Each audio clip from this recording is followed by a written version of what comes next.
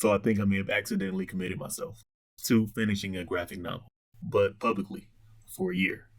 Let me explain. What's happening, everybody? My name is Merck. I'm an animator and visual storyteller out of Detroit. And after turning 40, I decided to start crawling out of my little basement office dungeon and finally sharing some of the work that I've been hiding down here for the rest of the world. And for those of you who've been following me on Facebook, I've actually started experimenting with some shorter videos about my art, my process, and I'm posting those over on YouTube and Instagram. So if you're on any of those platforms, please come and find me. Anywho, a few weeks ago, I opened an animation newsletter that I subscribe to. It's called Animator Now. It's run by an animator named Philippe Duvon, and the email was surprisingly personal.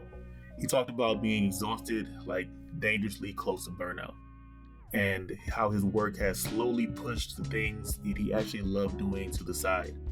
His quote was, "My life got stripped of almost everything that makes me happy." And I was like, shit, because I know how that feels. I spent most of my adult life in this really uncomfortable intersection between personal ambition, family responsibility, and jobs that are just close enough to my dreams to make me wonder if I should be satisfied, and they never, ever, ever quite scratch that itch. I've done freelance for other people. I've worked in TV. I've taught art.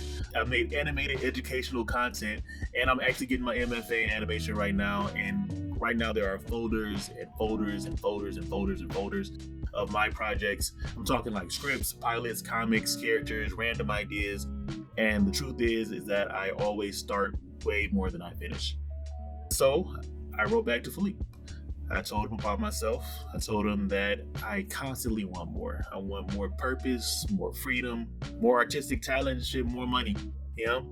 And I told him that I get discouraged when I don't get that validation from my art.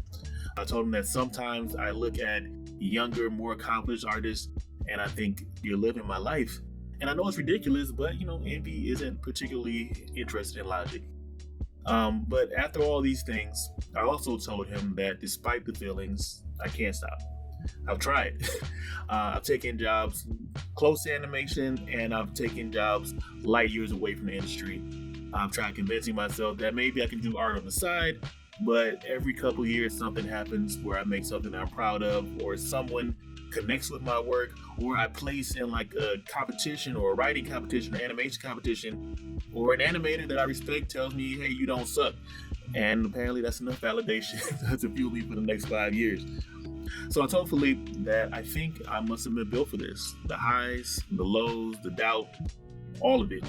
And Philippe wrote back. One of the first things he said was, you don't suck. I felt good. But then he told me something I probably needed to hear. He looked at my portfolio and said, you have a lot of different things here. And I think that that's just an incredibly polite and French way of saying, hey, yo, bro, you all over the damn place. But he followed up with some simple advice. Just pick one project, 2 at the max, and push it all the way through.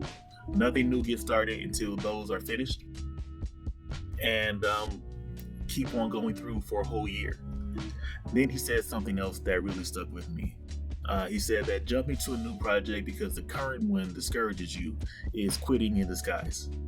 And that didn't feel that good because I do it all the time. It's really easy to do because a new idea feels exciting. The current project is difficult. And suddenly I have this new brilliant thing that I just have to develop immediately. But then after a few months, there's another folder in this dungeon right here.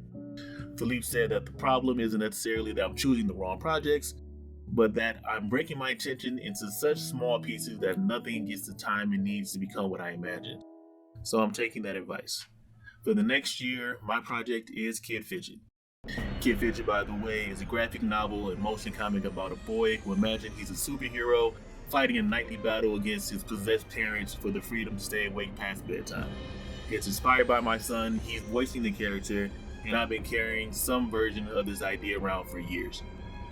So I'm giving it some actual real time. The comic, the narration, the motion graphics, the animation, whatever this thing ultimately becomes, I'm going to finish it though. Now, I'm still going to show you all the weird stuff that's in my hard drive because I've been hiding cartoons out of the basement for too long, and some of them do deserve the light of day. But there's going to be a difference between sharing the old ideas and starting a new production. So for now, ideas can come out of the dungeon, but Kid Fidget gets to work. 1 year, one project. And I've apparently said that on camera now, which is becoming an increasingly inconvenient habit. But let's see what happens.